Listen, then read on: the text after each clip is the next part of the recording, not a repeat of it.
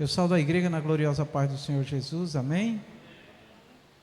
Vamos fazer uma oração para iniciar nossa aula desta noite.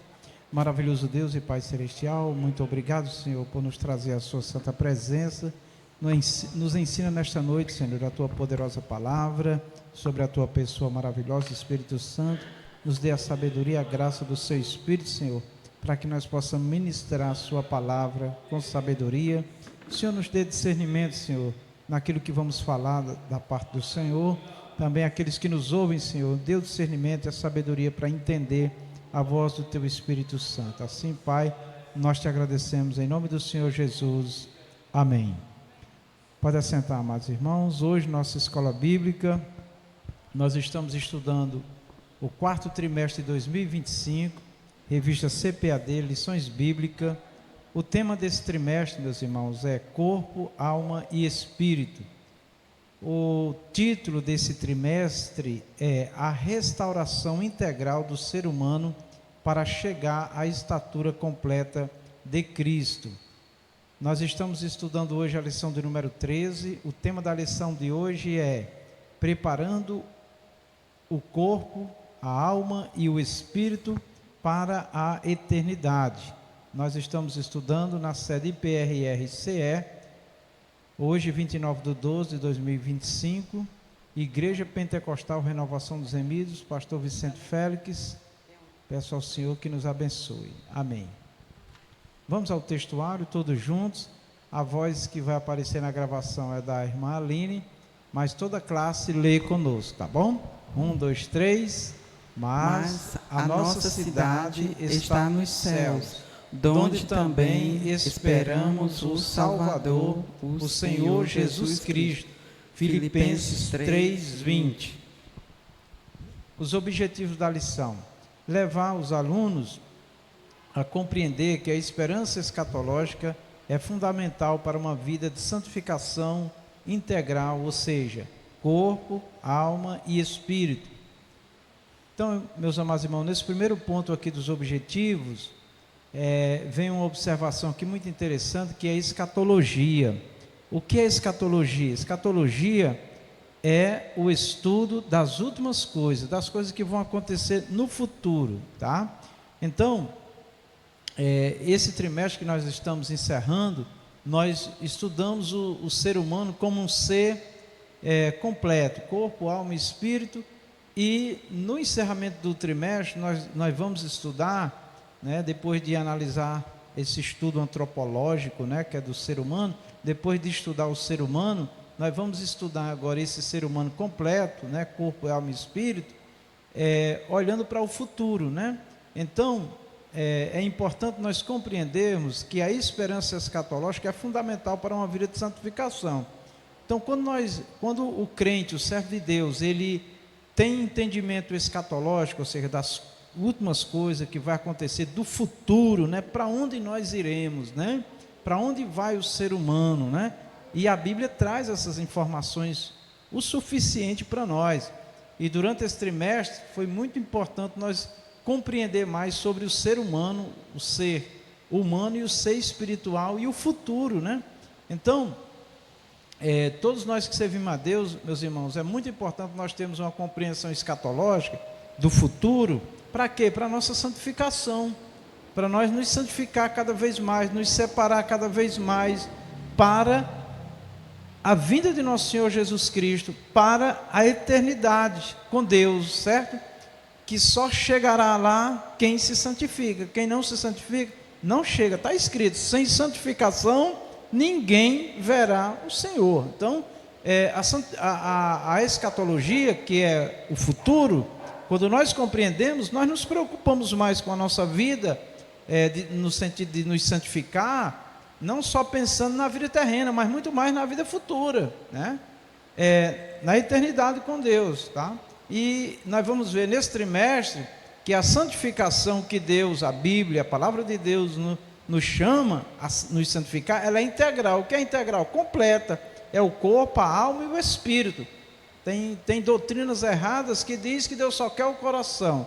Quando essa doutrina diz que Deus só quer o coração, está falando do ser interior. O ser interior reflete no exterior. O que nós somos interiormente, no coração, dentro de nós, é o que nós representamos no exterior, tá? Então, a santificação ela deve ser integral, completa, alma, né? Espírito, alma e corpo, tá bom? Então essa lição vai tratar exatamente do ser humano integral, completo. 2, alertar os alunos sobre os desvios das teologias modernas, que enfraquece a santificação e a esperança na volta de Cristo. Então, muitas teologias modernas, elas ensinam muito a espiritualidade para viver aqui na terra, mas a espiritualidade para viver aqui na terra é um engano, né? Porque eles não ensinam exatamente como as pessoas têm que viver para Deus, né? Eles fazem assim uma mensagem, né, de espiritualidade que não transforma a vida das pessoas. E quando Jesus vier, como é que vai ficar, né?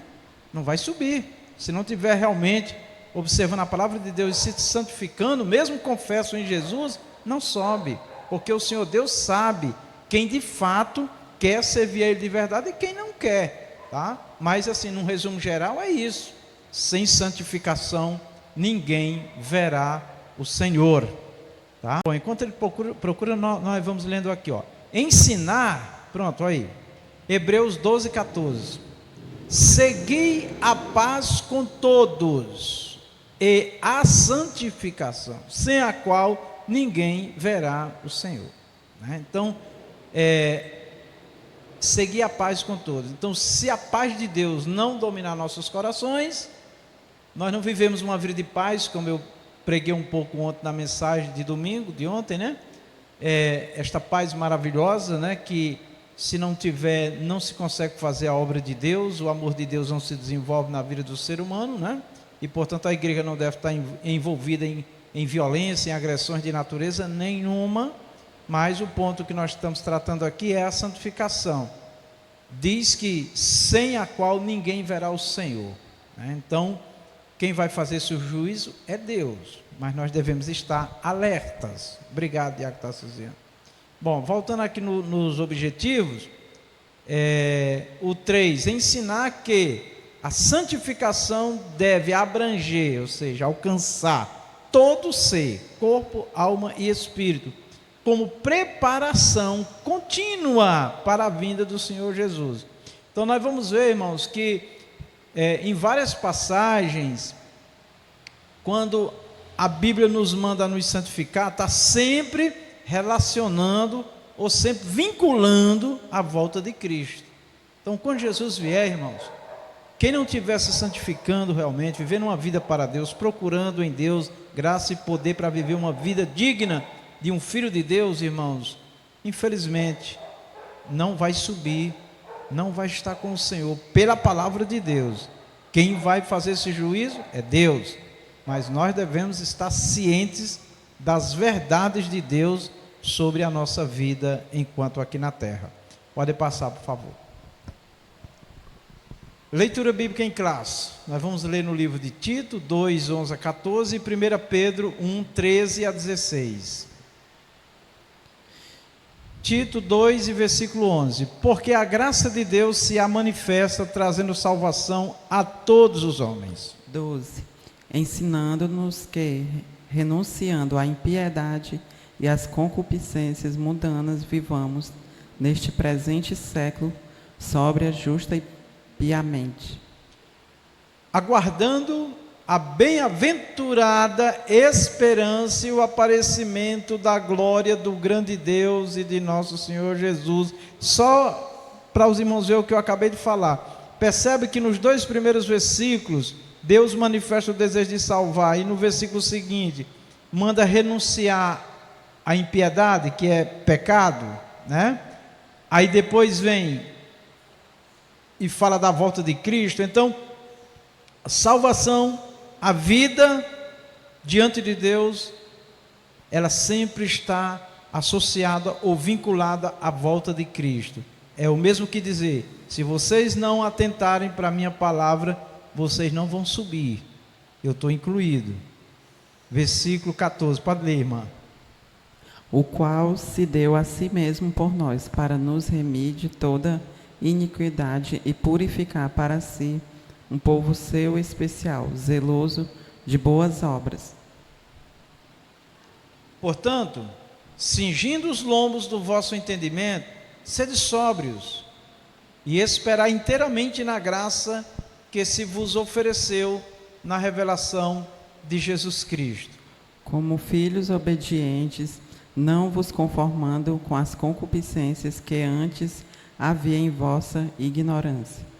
Mas, como é santo aquele que vos chamou, sede vós também santos em toda a vossa maneira de viver.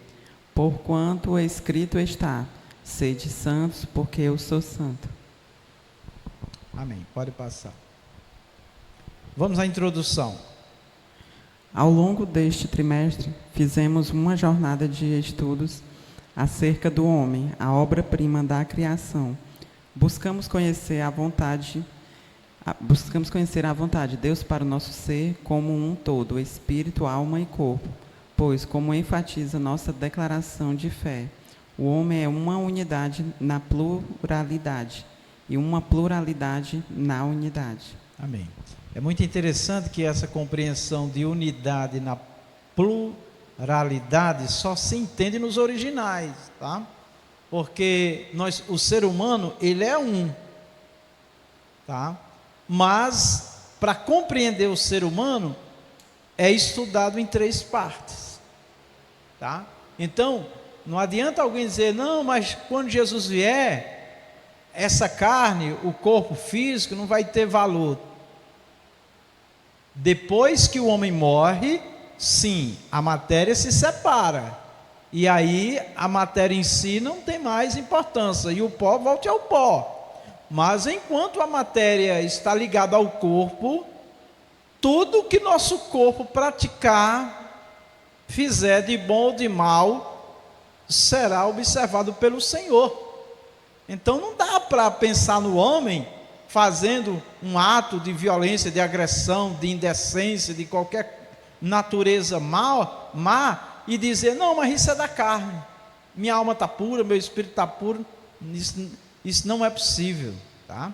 Então, irmãos, o ser externo, quase sempre, ele externa o que nós somos dentro de nós, tá? É claro que tem uns artistas, né?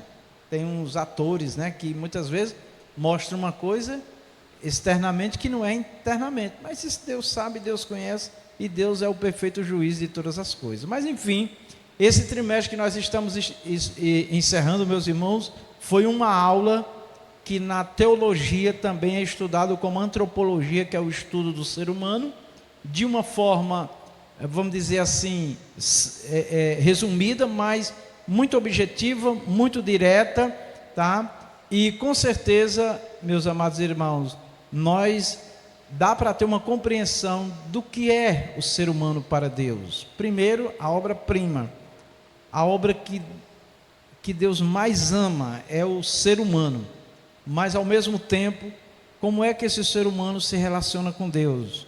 Como é que Deus quer que vivamos? Então, durante essas 13 lições, nós aprendemos bastante. Quem ouviu, né, porque não está na aula, mas está ouvindo os vídeos, deve ter guardado muita coisa que com certeza vai contribuir para uma vida mais alinhada com Deus, nosso Senhor. Pode passar, por gentileza. Nesta lição, concluiremos enfatizando o propósito da santificação na perspectiva da doutrina bíblica das últimas coisas. Amém. Então, vai ser concluído agora o estudo, né, do ser humano, e a conclusão é exatamente, vamos dizer assim, o resumo de tudo, dizendo ao homem que o corpo e a alma dele tem que ser santificada, tem que se santificar, tem que se consagrar, numa perspectiva escatológica, principalmente, né? Primeiro, para viver na terra como um servo de Deus, um filho de Deus, uma pessoa digna, né? E muito mais porque nós temos uma eternidade pela frente, E isso é que tem mais importância ainda, porque aqui na terra é passageira. A palavra do Senhor diz que a vida é um conto ligeiro, passa rapidinho, né? A gente nem percebe, né? Um dia era criança, outro dia já está gagá, né?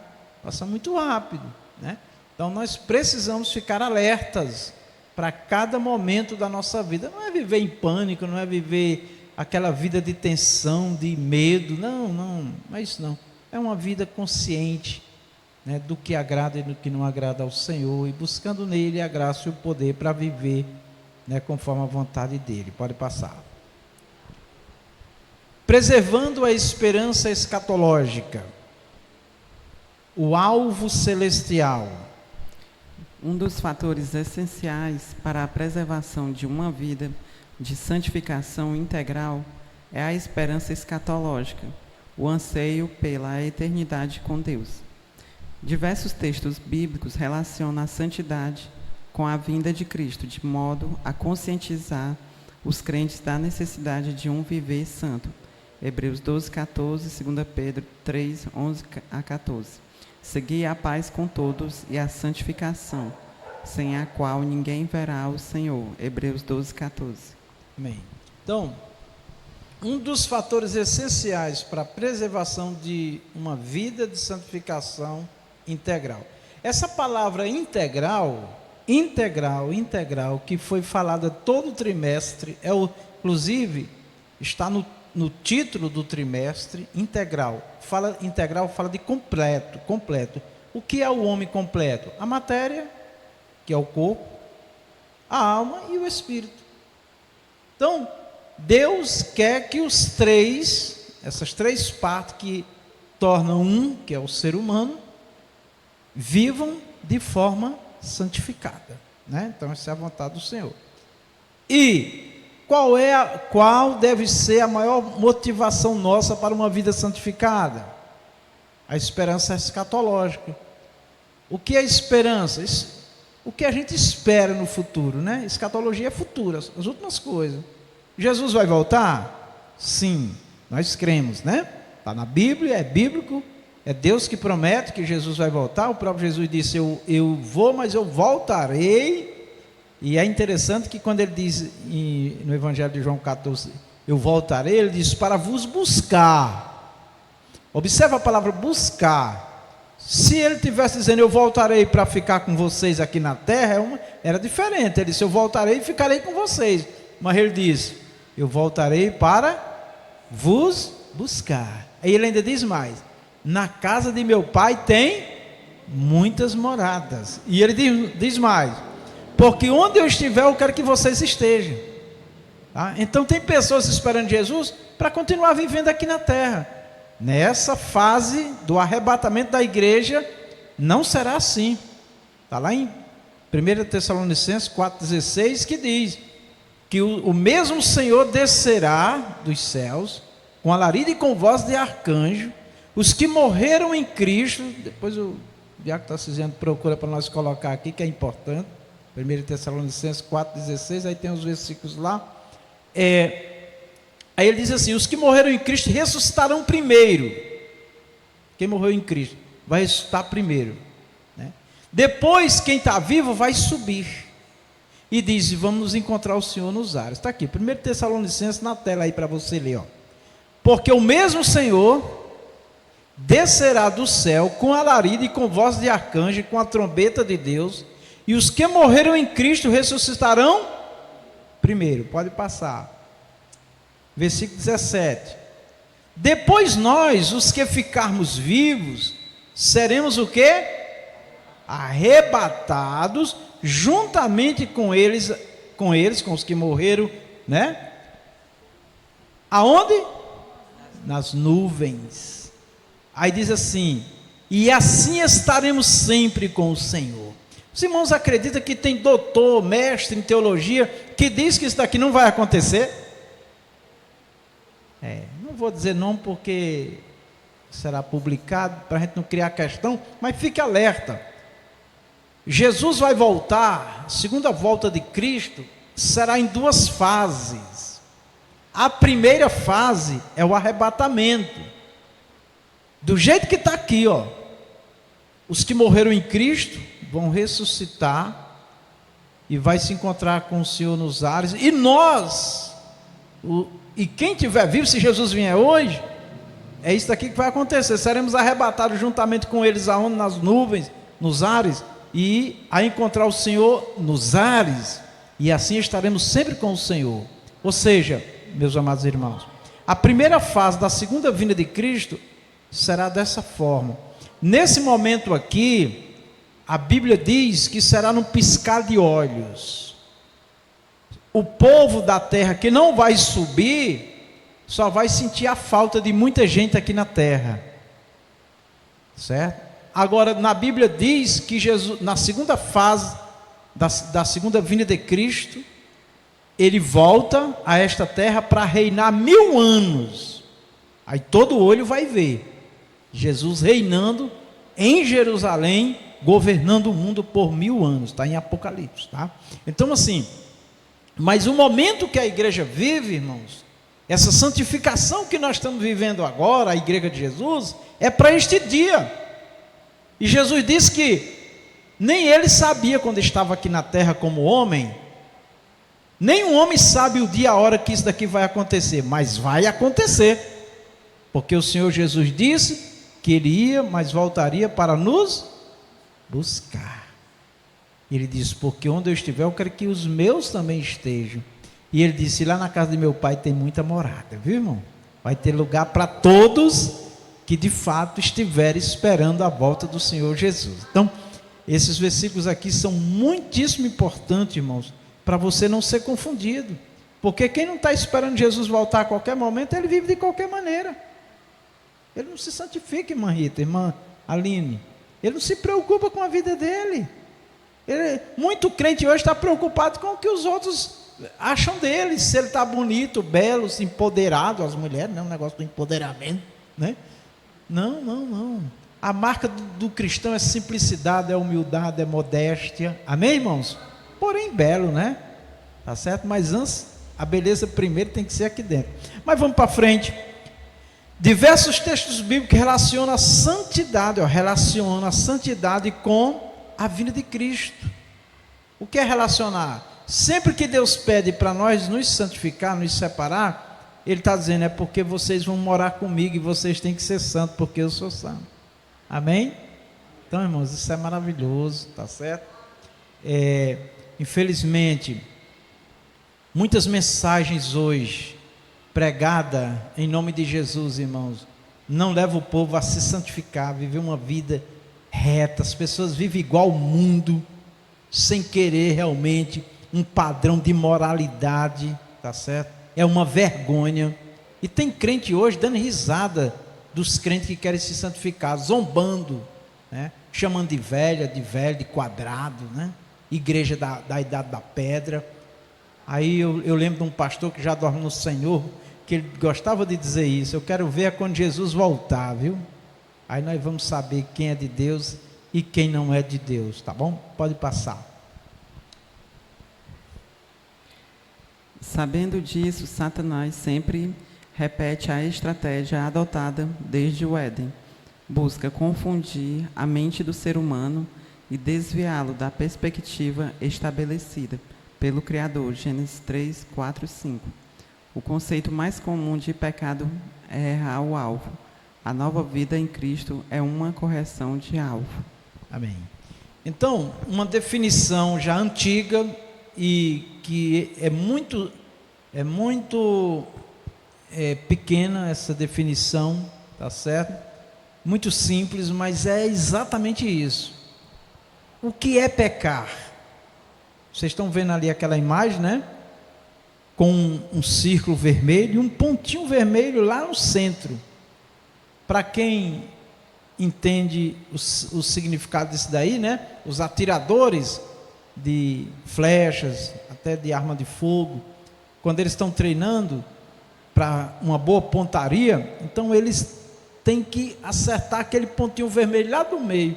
Quanto mais ele se aproxima daquele ponto, significa que ele está se aproximando de acertar o alvo. Pois muito bem, essa figura é para ilustrar a nossa vida em relação a Deus.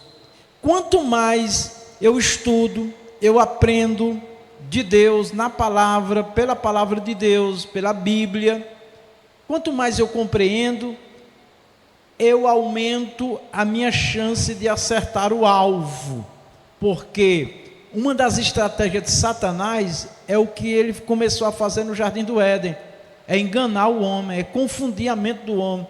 Adão e Eva conversavam com Deus todo dia, conhecia Deus, mas o inimigo ainda foi capaz de enganá-los, né? Agora imagina nós hoje, né, irmãos? O diabo, o próprio Satanás, tentou também enganar Jesus, homem. Isso não sai da minha mente o tempo todo. Jesus jejuou 40 dias e 40 noites, e o diabo chegou ali para tentar e disse a ele: se tu se dobrar e me adorar, eu te darei todos os reinos da terra, né? Então, amados irmãos, mas o Senhor Jesus disse, está escrito, só o Senhor Deus adorarás. Então, quando nós temos Bíblia, né, e é uma coisa que muitos crentes hoje não fazem, é ler Bíblia, estudar a Bíblia, saber o que está escrito, procurar entender o que Deus está falando, vive hoje só de alegria, só de oba-oba, de festinhas. Meu irmão, isso não transforma a vida de ninguém. O que transforma a vida de um ser humano é Bíblia Sagrada, lida, estudada, aprendida, oração, viu? E o Espírito Santo operando em nós. Louvor é maravilha, viu, irmãos? Mas o louvor também que canta a Bíblia, viu? Porque tem muito louvor aí que a gente demora para saber se é de Deus, porque não fala o nome de Jesus, não fala o nome de Deus. Tem crente, inclusive, irmão, que tem a maior dificuldade de pronunciar o nome de Jesus.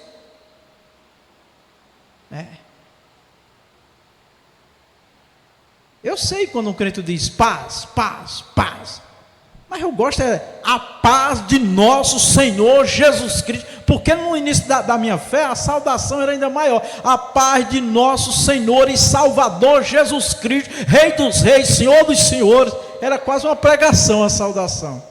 Hoje tem crente que tem medo até de dizer Jesus. Não sei por que essa dificuldade de pronunciar o nome de Jesus. Eu iniciei a fé ouvindo louvores, Jesus, Jesus, Jesus. O nome de Jesus é maravilhoso, é maravilhoso. Como é bom esse nome, como é doce esse nome, né? Então, meus amados, quem está caminhando para o céu, ele quer acertar o alvo, sim ou não? E o que é acertar o alvo? A vontade de Deus, agradar o Senhor. Teve um que apareceu na nossa igreja, o pastor Regino me chamou e disse: pastor, orienta esse irmão, mas não está mais conosco não, dizendo que um pouquinho de pecado não tinha problema. Oh, que é isso, meu irmão? Um pouco de fermento está escrito, leveda toda a massa. Então na Bíblia não tem pecadinho, pecadão. Pecado é pecado, desobedecer a Deus é desobedecer a Deus. Claro que tem uns pecados que traz mais consequências, mais dor, mais sofrimento, né? Mas enfim, o ponto central do que nós estamos falando aqui, irmãos, o conceito mais comum de pecado é errar o alvo. A nova vida em Cristo é uma correção de alvo. O que é uma correção de alvo? Nós estamos o tempo todo nos corrigindo, o tempo todo nos ali buscando acertar e não nos conformando com este mundo caído, em desobediência, em depravação. Não, em nome de Jesus, pode passar. Quem quiser falar, perguntar, levante a mão, a palavra está aberta. Visa tirar-nos da limitada e miserável perspectiva meramente terrena e finita, e nos sintonizar com um propósito celestial e eterno. Colossenses 1, 3 ao 5.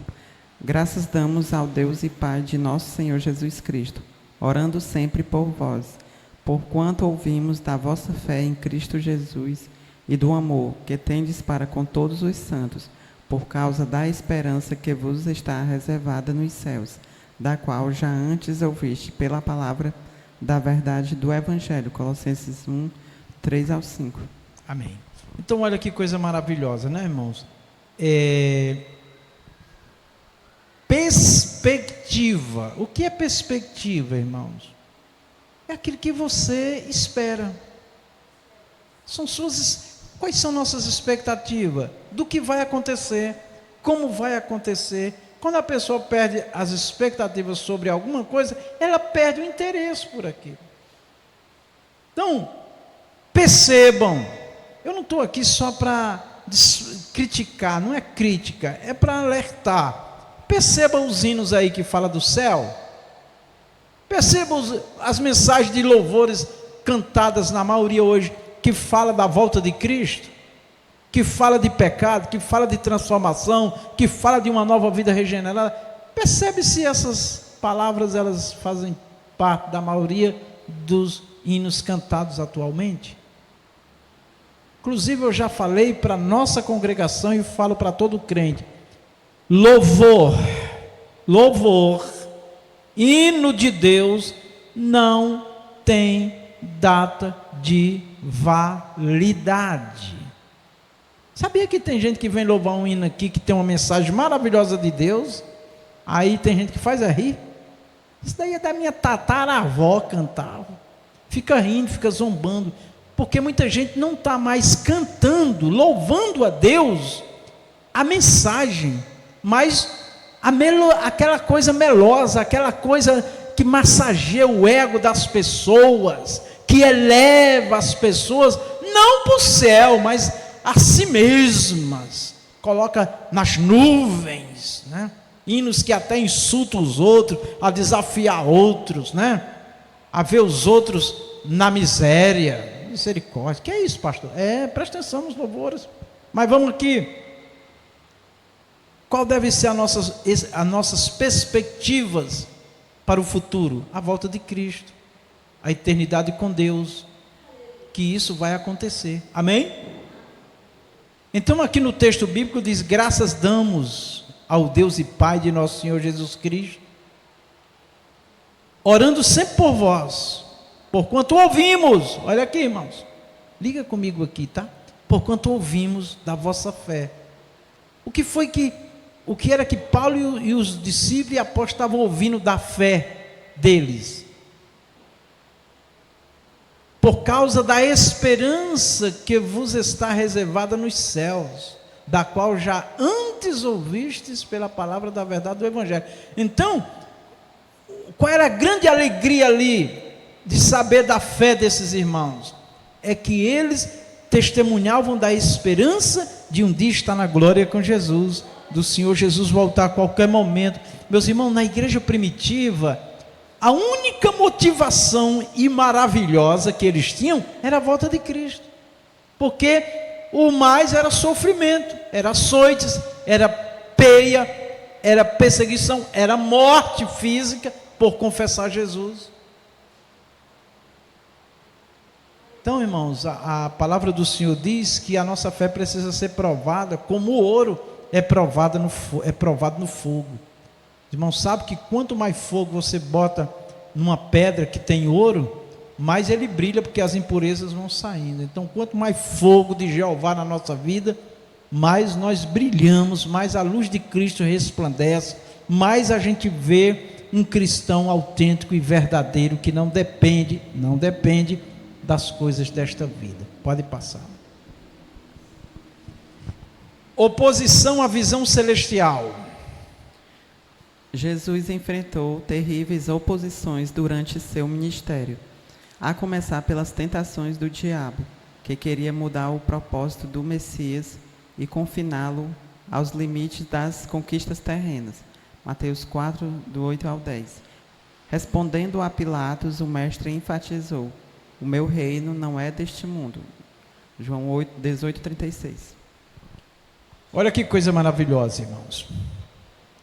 Jesus trouxe para nós que reino? Do céu ou da terra? Eu não ouvi não, vamos lá? Do céu. Então por que oposição ao celestial, ao eterno? Porque às vezes a oposição, deixa eu falar aqui bem firme para você guardar, às vezes a oposição é silenciosa. O que é uma oposição silenciosa? Não se fala, não se valoriza. E com isso vai levando as pessoas a viver mais o terreno. Essas igrejas da prosperidade, por exemplo, é só materialismo, é só coisa terrena. Chega ao ponto do cristão achar que a relação dele com Deus está boa se ele for rico, se ele tiver muitos bens materiais, se tudo estiver funcionando. Aí quando uma coisa dá errada, morreu o crente, porque ele não era crente do céu, ele era crente da terra, ele vivia das coisas da terra. Claro que todos nós sofremos quando perdemos algo que nos traz dor. E eu vou pedir ao diácono Tarcisiano, por gentileza, colocar, eu já falei de Mateus 4, de 8 a 10, quando o diabo tentou Jesus, querendo mudar o plano do Messias, que era, naquele momento, dar a vida para salvar a humanidade, para levar para o céu, para Deus, tá? Ele queria mudar. O diabo quis o tempo todo mudar o plano de Deus, né? Do eterno, em relação à salvação da humanidade, que Jesus tinha que sofrer e passar pela cruz. Eu vou pedir ao diácono Tarcisiano que coloque o Evangelho de João 18 na tela, que eu quero fazer aqui uma observação com os irmãos, porque é angustiante o que a igreja vive na atualidade, a igreja de Cristo no mundo, envolvida com muita questão na terra, que é puramente materialista, tá? Porque quem está pensando no céu e na volta de Cristo, irmão, não se envolve com certas coisas da terra, que é só confusão, só perturbação, tá? Vai pregar e anunciar a Jesus, o perdão, a misericórdia. Depois a entrar Pilatos na audiência e chamou a Jesus e disse: tu és o rei dos judeus?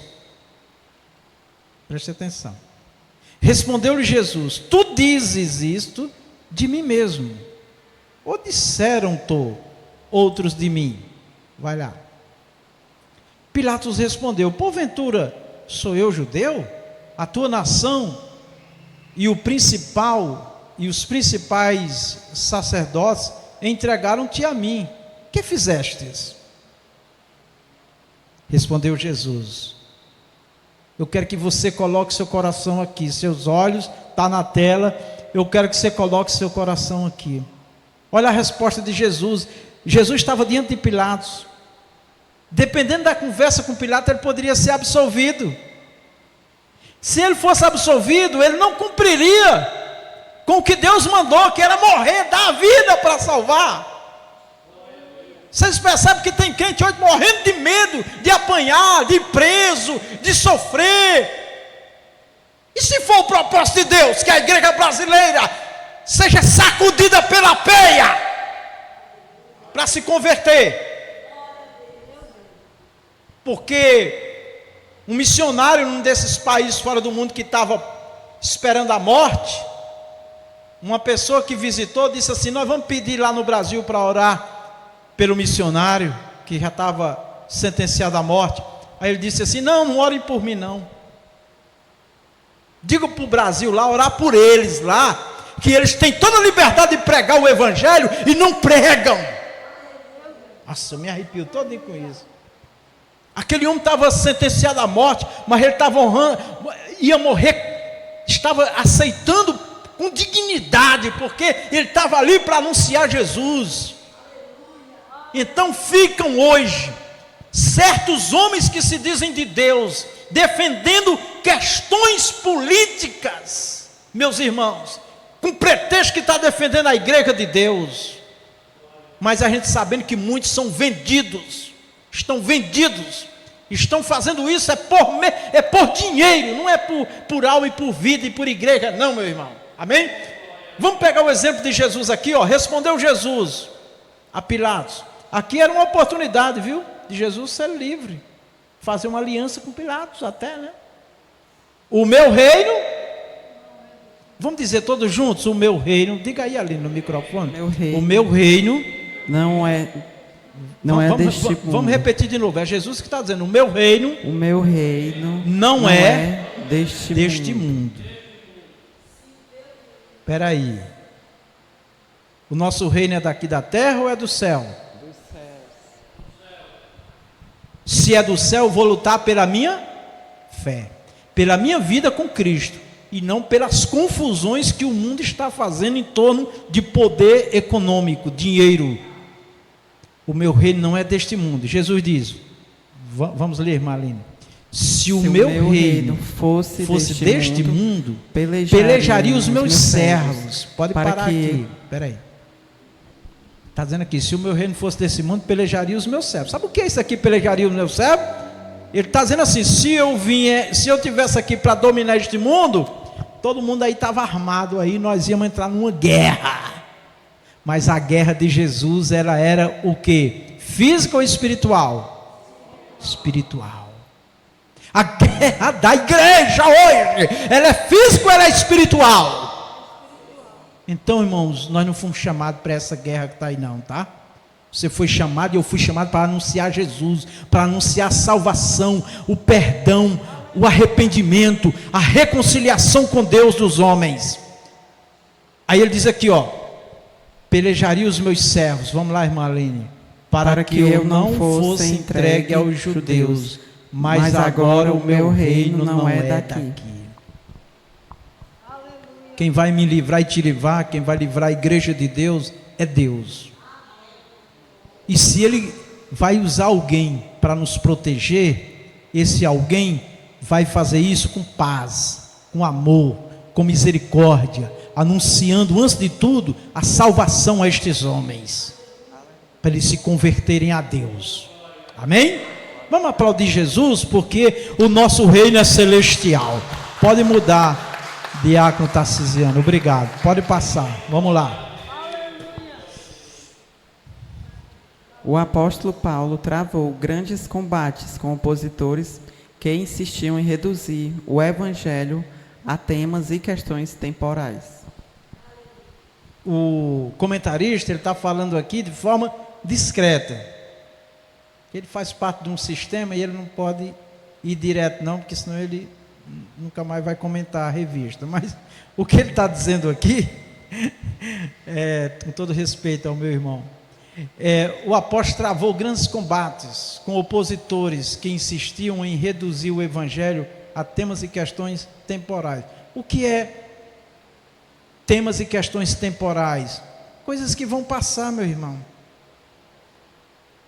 Eu já vi muitos filmes, irmãos, da história da humanidade, das guerras, que não é de hoje, das lutas da própria igreja, da escravidão, de tantos sistemas que oprimiram a humanidade, mas tudo passou. O nosso país viveu um caos muito grande aqui no nosso país, de muita morte, de muita violência política, né? E continua e vai continuar. Mas a igreja, ela tem que estar à margem disso. À margem, o que é que significa? Não se envolver e anunciar Jesus, e pregar o amor e a paz e a reconciliação, porque essa é a nossa missão na terra. Amém, meus irmãos? Amém. Pode passar. Aos coríntios ele advertiu acerca dos que não criam na ressurreição dos mortos, um engano que limitaria a eficácia da fé cristã a esta finita vida. 1 Coríntios 15, 12. Ora, se prega que Cristo ressuscitou dentre os mortos, como dizem alguns dentre vós, que não há ressurreição de mortos. 1 Coríntios 15, 12. Se esperamos em Cristo só nesta vida, somos os mais miseráveis de todos os homens. 1 Coríntios 15, 19. Amém. Então, olha as expressões do apóstolo pelo Espírito para combater o evangelho puramente materialista e terreno. Se esperarmos, se liga aqui, irmão, essas palavras têm que estar cravadas no meu e no teu coração para nós não sermos enganados. Se esperarmos em Cristo só nesta vida, somos o quê? Os mais miseráveis de todos os homens. 1 Coríntios 15, 19. O que é isso?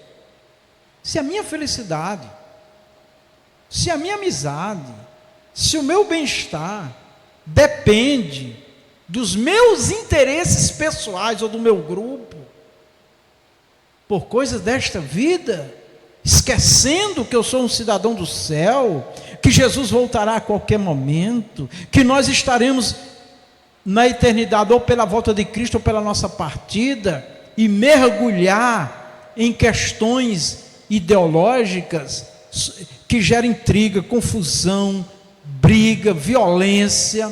Não, irmãos. Quem está nesse caminho está confundido, irmãos. Tá bom? Então, muita vigilância. Se você quiser mais detalhes, você fala pessoalmente comigo. Mas o cidadão do céu, ele está aqui nessa terra para anunciar e testemunhar de Jesus. Tá? As outras coisas, se Deus quiser me dar e te dar, Ele vai dar. As outras coisas terrenas, se o Deus quiser nos abençoar, Ele abençoa. E se não, nós continuamos no Senhor, esperando no Senhor, sem contudo. Porque tem pessoas que contam vitória e contam bênção, irmãos, até de corrupção, de desonestidade. Eu conheci um que eu fiz serviço para ele de consultoria, eu descobri que ele, se dizendo crente, várias orações na empresa dele, profetas profetizando, ele testemunhando na internet de vitória, e ele roubando, porque ele vendia o produto falsificado. E quando eu descobri aquilo, eu cortei o meu negócio com ele, né? Ele ficou me devendo na época R$6.000 e nunca pagou, e continuava. E um dia eu liguei para ele e falei para ele: até quando você vai viver no engano, meu irmão? Com esse bando de falsos profetas dentro da sua empresa, profetizando a mentira, apoiando o seu erro. Se Jesus voltar, você partir, irmão, você está perdido. Ele baixou o telefone, nunca mais atendeu uma ligação minha, mas pelo menos eu não vejo ele nas mídias mais contando mentira.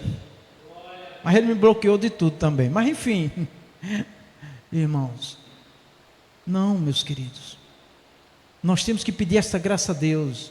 Nós temos conta para pagar, nós temos dificuldades terrenas, nós temos problemas na nossa vida terrena que nós precisamos orar, pedir socorro de Deus, a providência de Deus, uma boa renda, enfim, o melhor, mas nunca colocando essas coisas acima do celestial. O mais importante é o celestial. Se for, pode faltar tudo mesmo, como Abacuque disse, né? Pode faltar tudo, mas o meu Senhor está comigo.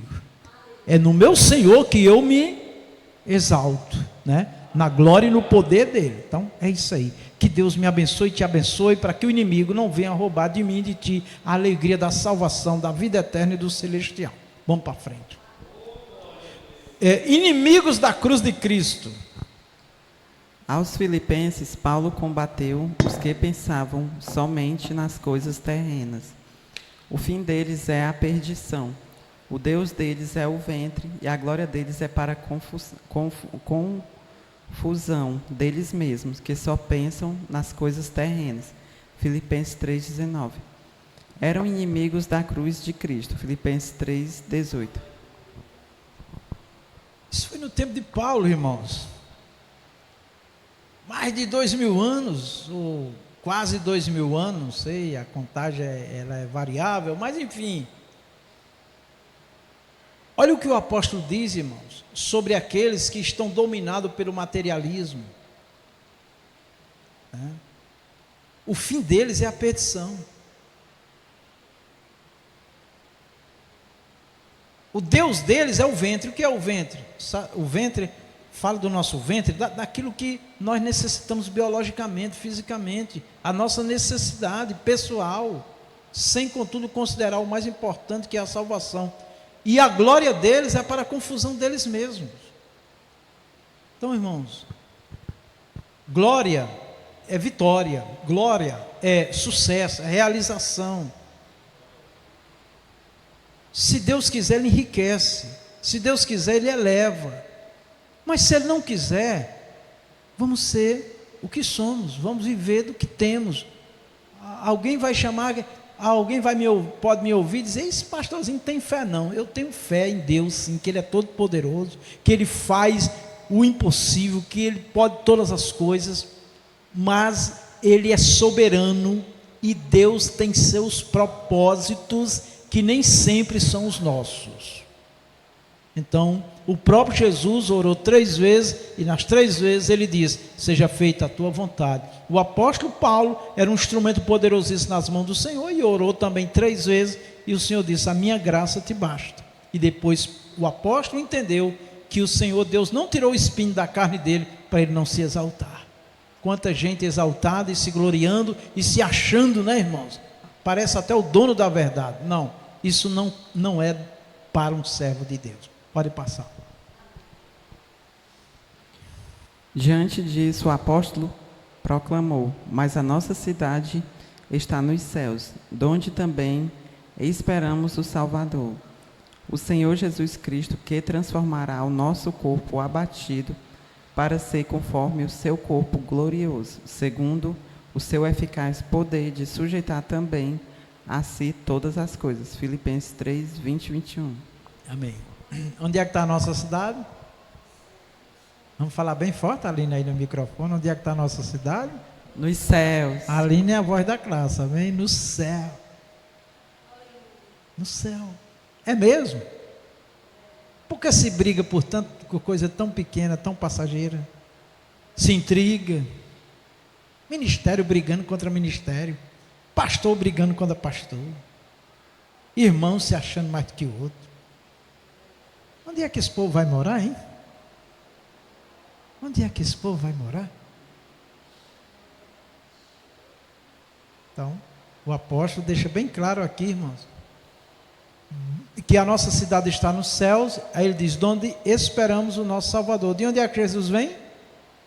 Do céu. Eu me lembro que muitos anos, eu nunca esqueço disso, no meu trabalho, naquela sala que eu estava ali naquele momento, tinha umas 40 pessoas, né?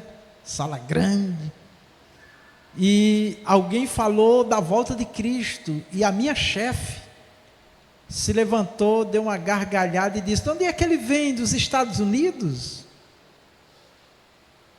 Aí eu disse: o Senhor Jesus. Me levantei e disse: o Senhor Jesus, da Bíblia Sagrada, disse: eu vou para meu Pai, mas eu voltarei para vos buscar, porque na casa de meu Pai há muitas moradas. Aleluia. Eu disse: Jesus vem do céu buscar aqueles que estão esperando. Ela: calma, irmão. Eu digo: eu estou calmo, mas é para que fique gravado no seu coração que o nosso Jesus não é deste mundo, ele é do céu. Pensei que ia ser mandado embora, mas não. Vamos para frente. O crente tem que anunciar o céu em primeiro lugar, falando de Deus. Há ensinos semelhantes aos Colossenses, Colossenses 2, 3, e aos Tessalonicenses, 1 Tessalonicenses 4, 13, em quem estão escondidos todos os tesouros da sabedoria e do conhecimento, Colossenses 2, 3. Não quero, porém, irmãos, que sejais ignorantes acerca dos que já dormem, para que não vos entristeçais como os demais, que não têm esperança, 1 Tessalonicenses 4, 13. 1 Tessalonicenses, nós acabamos de ler, falando da volta de Cristo. Os que morreram em Cristo, só primeiro vão ser arrebatados nos ares. Os que estão vivos também serão arrebatados. Nos encontraremos nos ares com o Senhor, estaremos para sempre com o Senhor.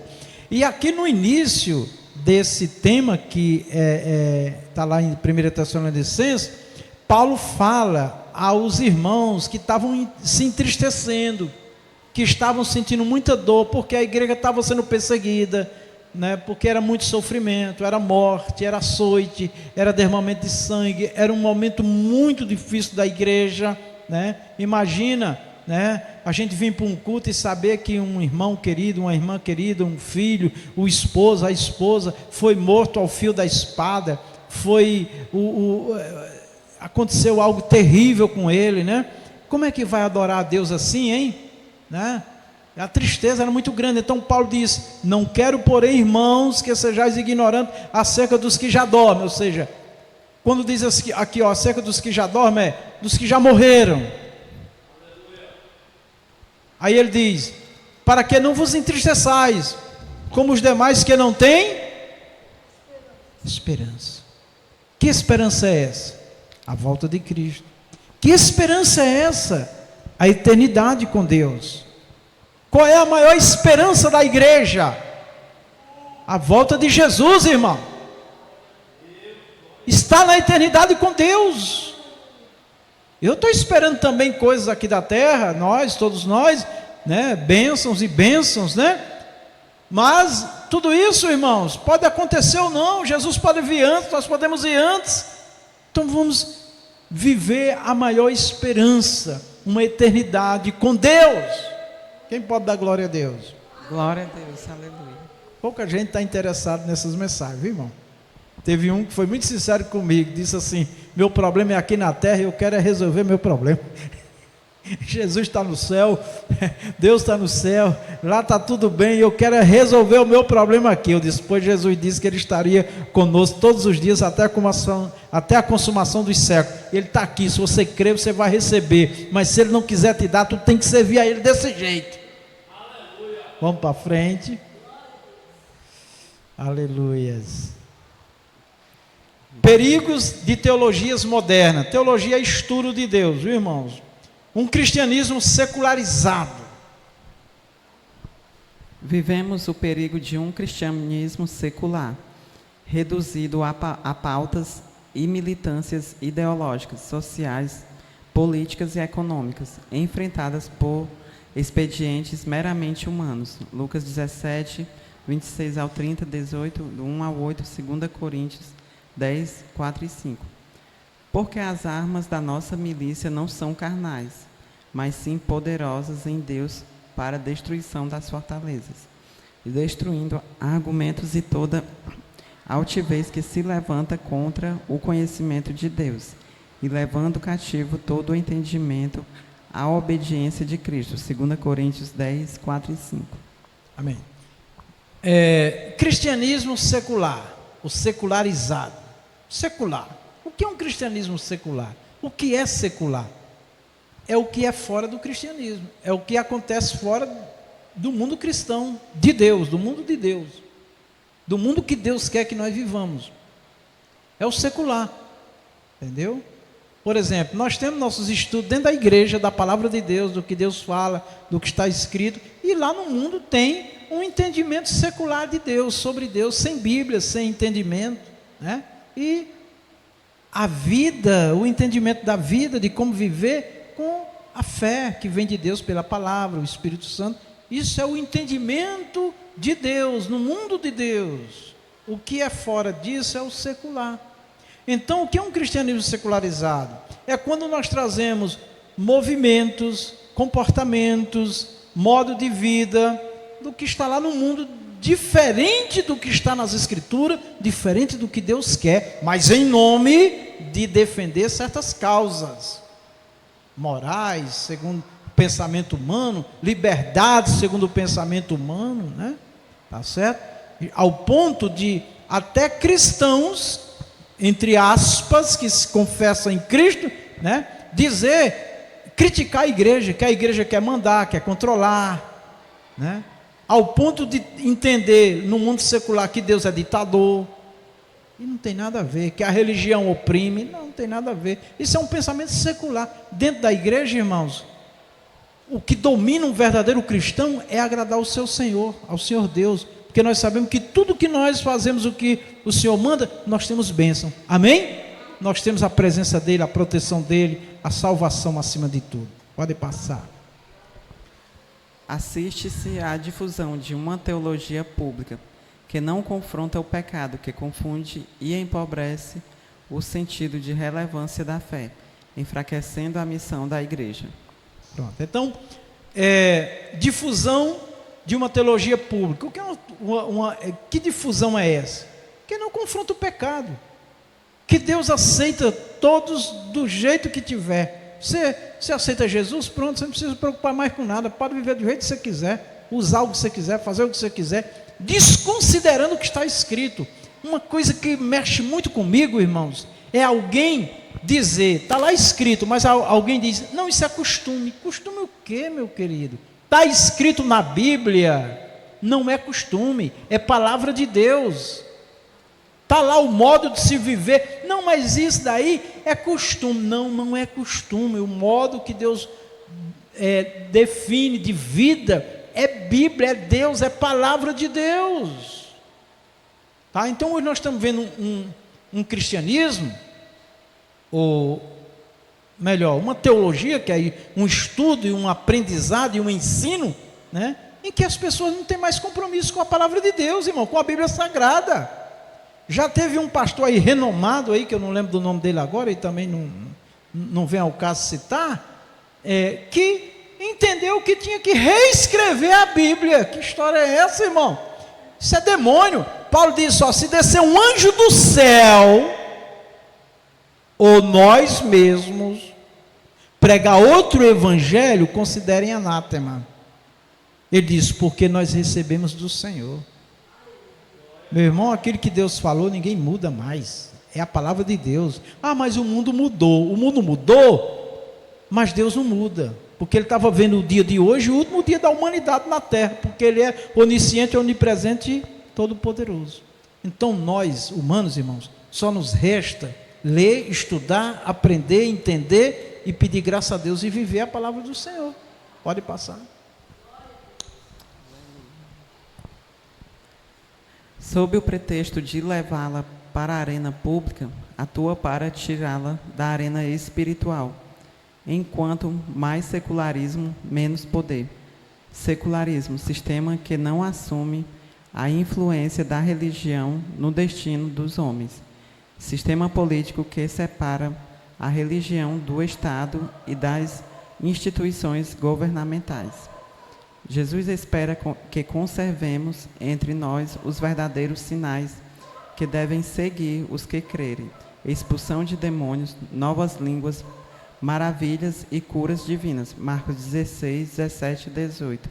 E tudo isso na perspectiva e expectativa da eternidade. Amém. O secularismo, para a gente entender esse quadro aqui melhor, o secularismo, que é um pensamento, uma visão fora da Bíblia, do que realmente a Bíblia Sagrada fala, da mente de Deus, do pensamento de Deus, o secularismo, ele tira da igreja o sobrenatural de Deus, irmãos. Sobrenatural de Deus.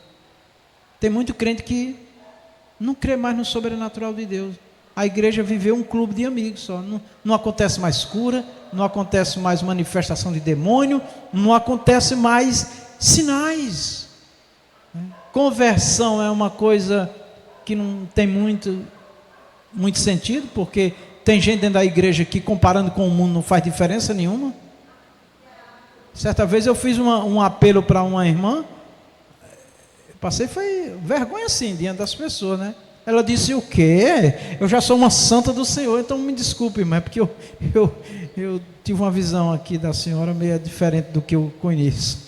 Pois eu quero dizer para a igreja que eu sou uma santa do Senhor. Pensa numa santa, né? Então é o seguinte, meus irmãos, santo de Deus, irmão, linguagem, comportamento, postura, é diferente, irmão, pelo amor de Deus. Mas roupa não é santidade, isso e aquilo, físico não é santidade, mas é um reflexo da pureza, da modéstia, da decência, que está na Bíblia. Pode passar. Falsos discursos. O cristianismo moderno corre um sério risco de ser marcado em parte mais por discurso que prática. Tiago 1, 22. E sede cumpridores da palavra e não somente ouvintes, enganando-vos com falsos discursos. Tiago 1, 22.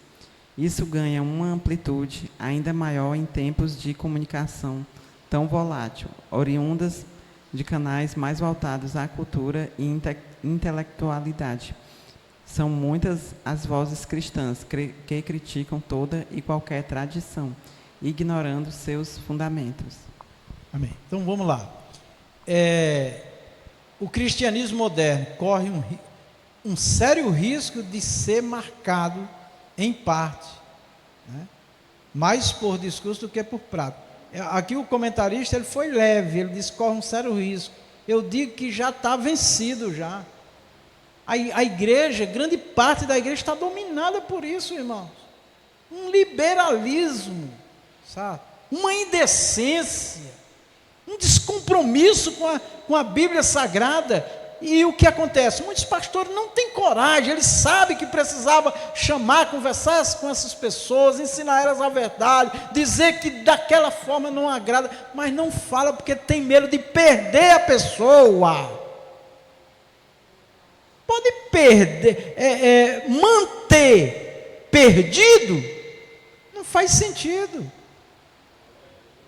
Certa vez eu conversava com um pastor sobre uma situação na igreja, ele era o responsável, e ele disse: não, pastor, não mexa com isso aí não, que é melhor esses jovens estar na igreja desse jeito do que no mundo. Eu digo: mas qual é a diferença deles e do mundo? E todos aqueles jovens debandaram. Não fica na igreja, irmão. Quando você mostra alguma coisa, eles vão embora, eles não querem. O jovem convertido, ou o senhor ou a senhora, mas muito mais o jovem devido à modernidade, convertido, quando você ensina, ele se dobra, ele aceita, ele reconhece que é a vontade de Deus e pede ajuda, oração, e nós vamos ajudar sim com oração, amém, irmãos? Porque também não é por força nem por violência, mas nós tivemos um caso aqui muito forte na nossa igreja, de uma pessoa que nasceu aqui, cresceu, desenvolveu, que a irmã viu lá, a irmã diferente do que é ensinado, e ela diz assim: não, mas o pastor disse que não é obrigado. Não, espera aí, o que está escrito não é obrigado, mas a palavra do Senhor diz que se alguém tirar, perde, se acrescentar é amaldiçoado. Quem crê será salvo. O crer inclui a obediência, a aceitação da palavra. Deus não obriga, mas também não tem salvação.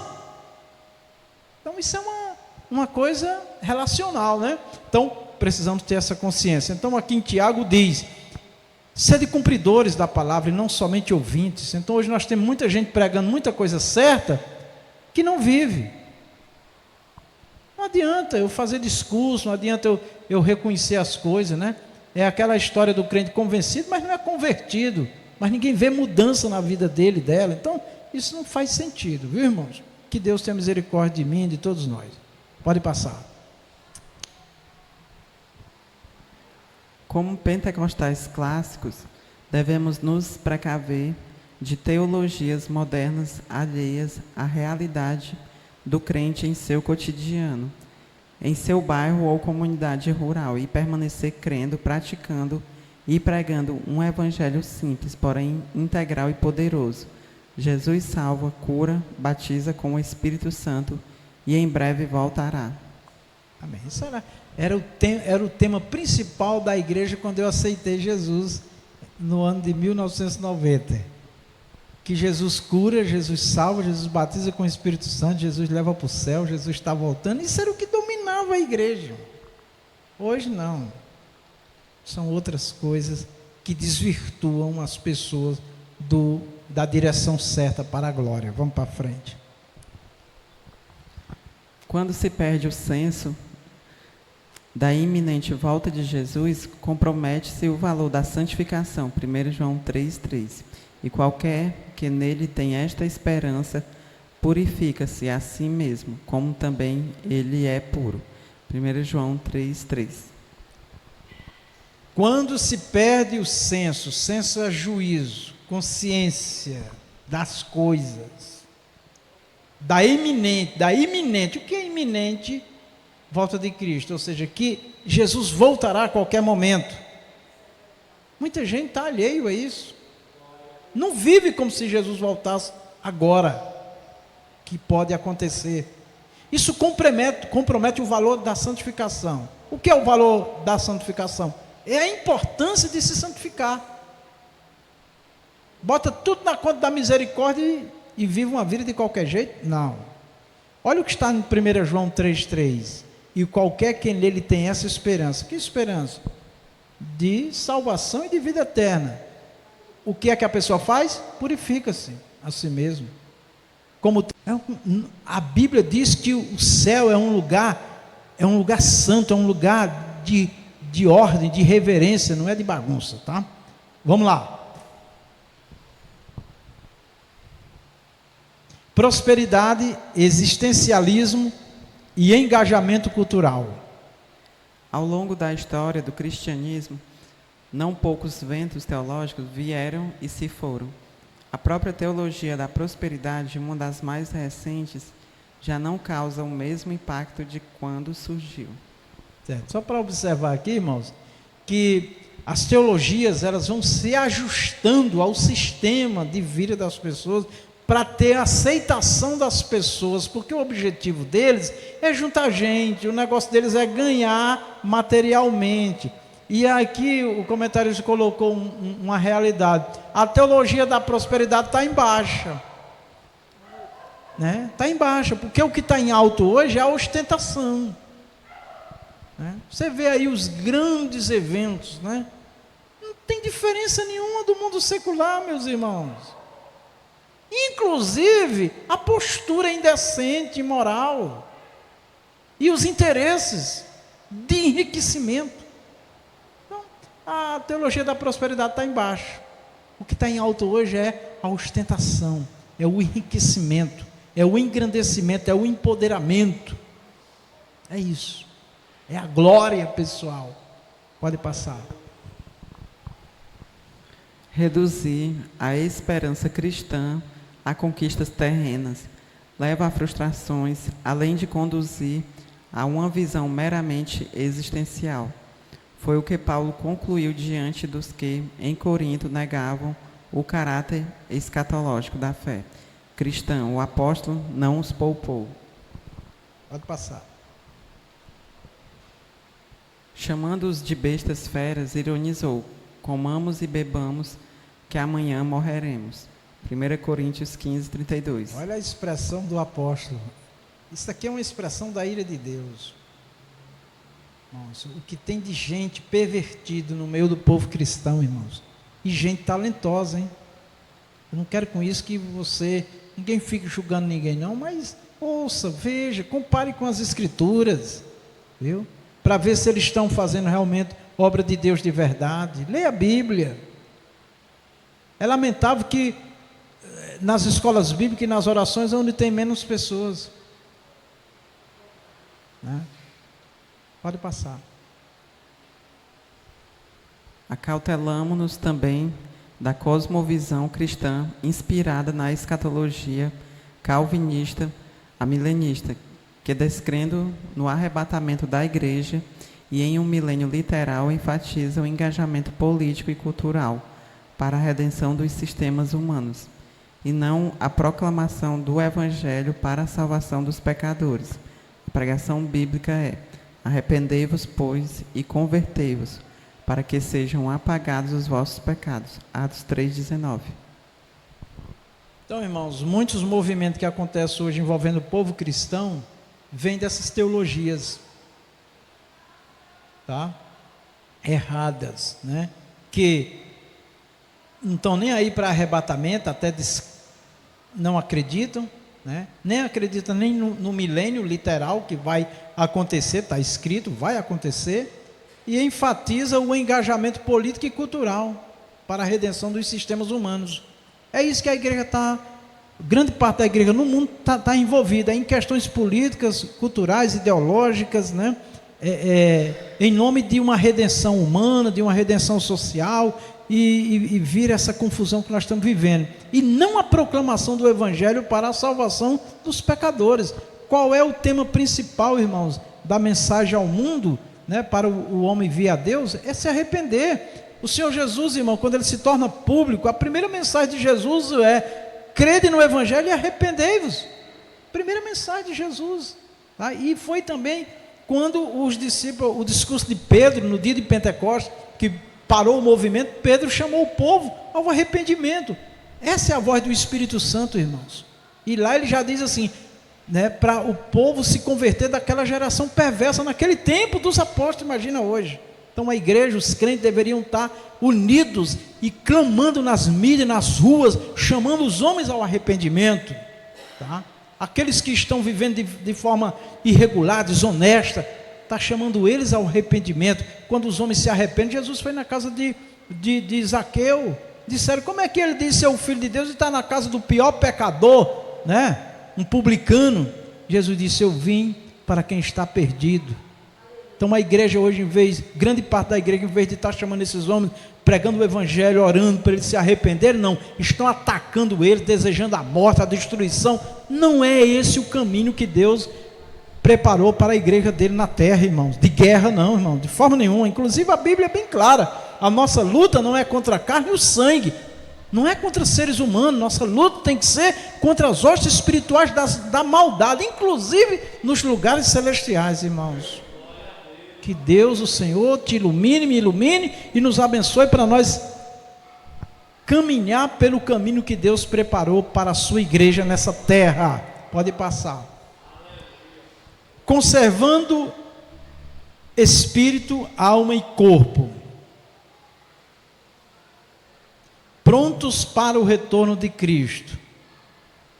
Em 1 Tessalonicenses 5:23, Paulo apresenta a santificação intimamente ligada ao propósito da eternidade.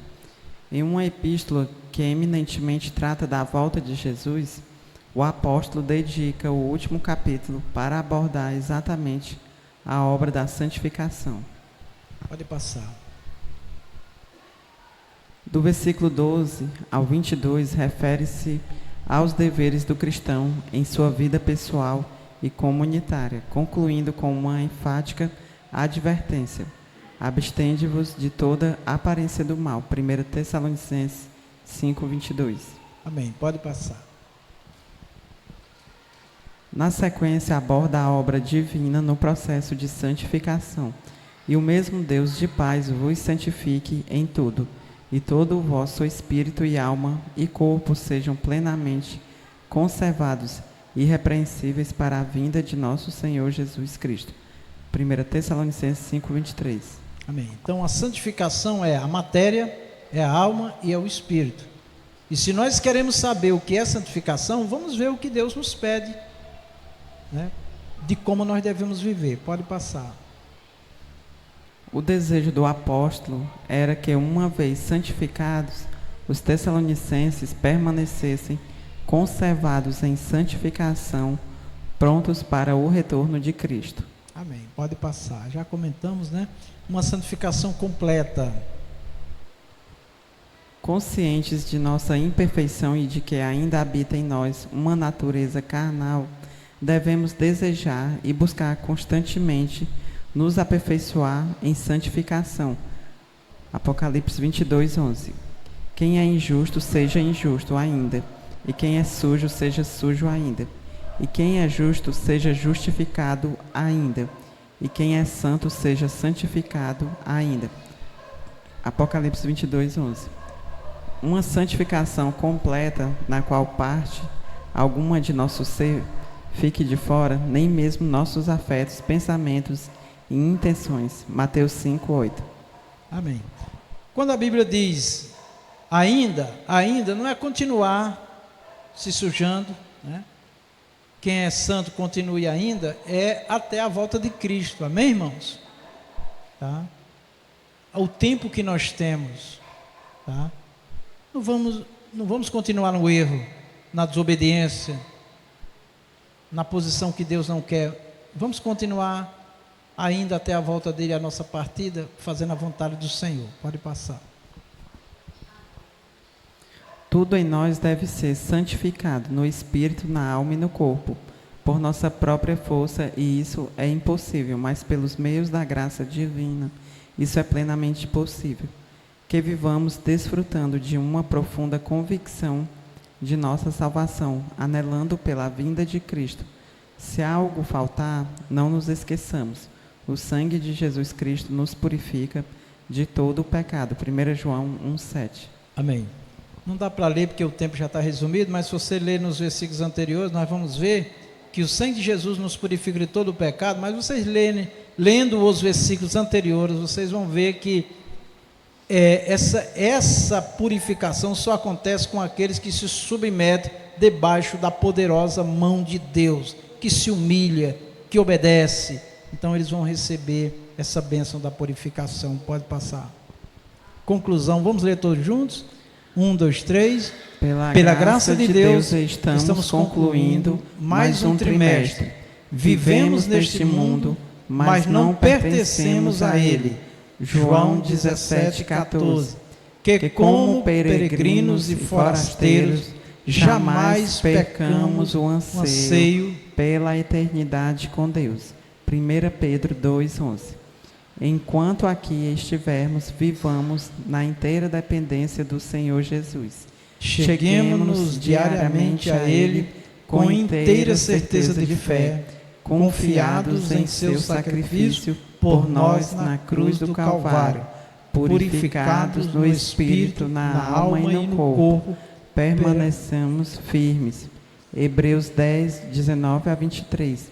Nossa esperança é sua vinda. Hino 300 da harpa cristã. Amém. Quando nós estávamos lendo isso aqui, eu acabei confundindo, né? Não percamos o anseio pela eternidade com Deus. As palmas engrandecem o Rei Jesus, glória a Deus. Logo após a apresentação das classes, o pastor Rejane faz a oração final. Maravilha. Graças a Deus, saúde a igreja com a paz do Senhor Jesus.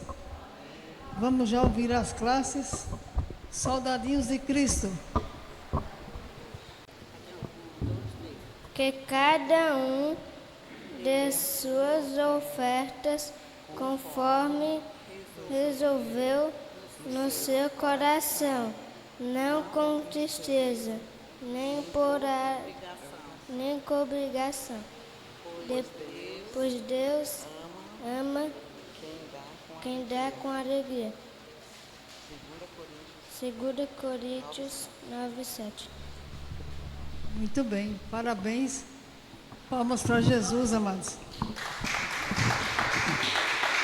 A classe Soldadinho de Cristo tem hoje 8 alunos matriculados, 6 dos seus alunos ausentes, 2 presentes, total de assistência de 2 alunos. Classe Estrela da Manhã.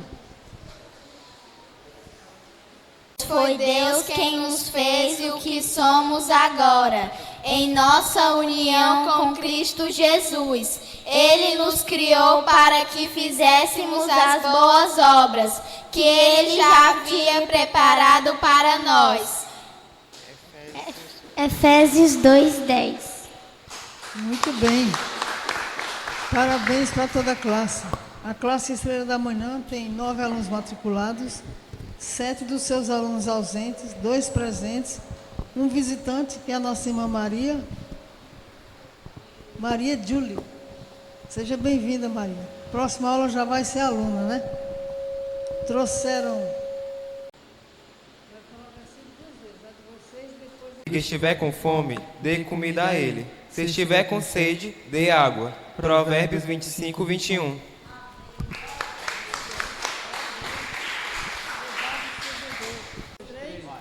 Na vinda de Jesus, nosso corpo abatido será transformado em um corpo glorioso, e como um ceitregal habitaremos para sempre com Ele no céu.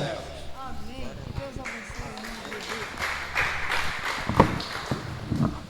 A classe Jovens e Adultos tem hoje 36 alunos matriculados, 22 dos seus alunos ausentes, 14 presentes, 2 visitantes, Caleb e nosso irmão Daniel. E eu quero convidar a todos vocês para na próxima aula vocês trazerem um visitante. Tá bom, amados? Em nome de Jesus. Que Deus nos dê o crescimento nessa noite. A paz do Senhor Jesus. Convido o pastor Vicente para dar encerramento. Pastor Regênio. Amém.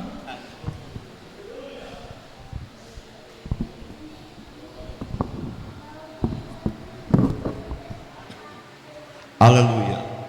Saúde a igreja, mas a paz do Senhor. Amados, é uma riquíssima aula. E um ponto que eu observei é que ela sempre nos manda, nós nos santificarmos na presença do Senhor. Por que santificarmos? Porque diz, né? Se nós não buscarmos, não podemos agradar a Deus. Não vamos poder estar na presença de Deus. E não vamos poder subir para a glória celestial no nome de Jesus. Amém? Vamos orar. Pai santo e justo, meu Senhor amado, Deus de fogo, Deus de poder, somos gratos, Pai, por este ano de diálogo no qual nós tivemos, Pai Santo, aprendendo mais da vossa gloriosa palavra através do Espírito Santo. E assim, Pai, que possamos colocar nossos corações no desejo de aprendermos, o desejo de estar aqui, meu Pai, na aula, na escola bíblica, para aprendermos, Pai, acerca da vossa gloriosa palavra, e que possamos guardar nossos corações, Pai, e a cada dia mais buscar na vossa gloriosa presença, para te exaltar e te glorificar no nome de Jesus. Amém. Deus, glória a Jesus.